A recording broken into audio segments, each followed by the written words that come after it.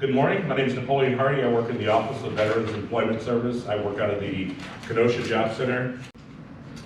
Some of the things that you should know, the best way to get into federal employment is through a website called USAJOBS. So federal jobs in Wisconsin, there's 2.2 million federal positions around the world, working in all of the different agencies. So the federal government is one of the largest employers, on the planet. So now you have access, so now we're going to create a profile. Once you get in, if you look across the top here, we have several areas: profile, documents, preferences, and sign out. So you're going to create a profile on USAJOBS. That's where you're going to store all of your information. How you get in, you have different hiring paths to get into federal employment. If you're a veteran, you get another on-ramp because there may be some jobs that are only open to veterans. So you're always looking at the paths that are out there to make sure that you're taking advantage of whatever's available to you to get into federal employment. If it's jobs that are open to everyone, then you're going to be applying with folks who are not veterans, and you'll all be applying for the same job. But there's a preference given to two classifications of people: veterans and folks that have a disability. So if you're not a vet, but you have a disability and you have a Schedule A letter, if you're working with the Division of Vocational Rehabilitation, those folks get the same hiring preference in federal jobs that veterans do. And a lot of people don't know that. All experience matters. Federal resumes are considerably different than your traditional resume. It doesn't matter how far back you go. You can go back 20 years of experience. It's not like, a regular resume where they want the last 10 years. If you did something 20 years ago and it's relevant to the type of job that you're looking for, you need to have that on the resume. When you go to fill out the resume, the online resume builder, you want to put in each position / job title that you've had. Say you worked at Briggs & Stratton for the past 20 years. You started as a material handler. By the time you left, you were a supervisor.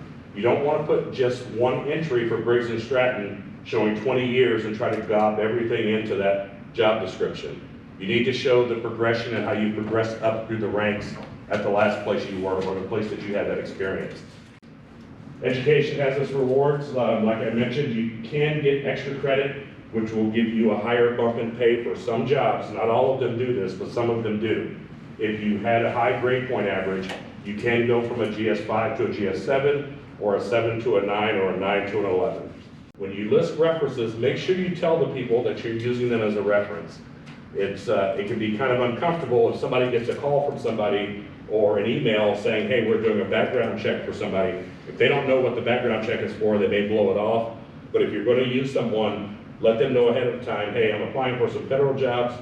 Can I list you as a reference? So that they know, and then they'll be expecting that, and then they can reply back appropriately. And make sure you don't owe them money. That's never a good idea. If you owe them money, you don't want to list them as a reference. The front page of USAJOBS, after you've built your profile, you've got all your resume stuff in, now we're at the part where we do the search. Under the keywords, that's where you start. You want to start by looking at something that matches the type of work you're looking for. If you're looking for something administrative, if you're looking to get a job as an analyst, if you're looking for a job in finance, if you're looking for a job as a backhoe operator, you want to work for the IRS, if you want to do programming, whatever your skill is, you put that in the keyword to begin your search. But you still have to submit them even if they're there, and you just keep submitting them.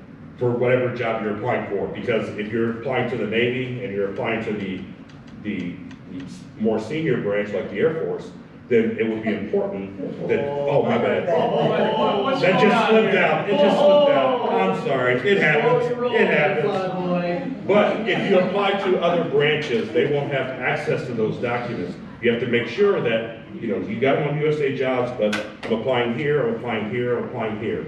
So you're just taking them and dealing from your cart, but each one may have different requirements. So, yeah, sorry, that just slipped out.